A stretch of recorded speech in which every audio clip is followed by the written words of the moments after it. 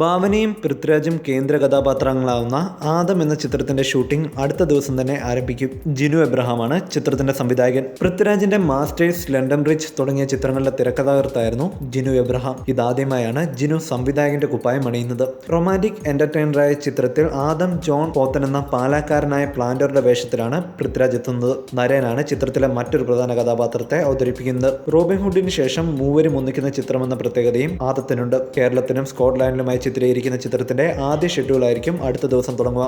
ഇവിടെയെന്ന് ശ്യാമപ്രസാദ് ചിത്രത്തിന് ശേഷം പൃഥ്വിയും ഭാവനയും വീണ്ടും ഒന്നിക്കുന്ന ചിത്രം കൂടിയാണ് ആദം.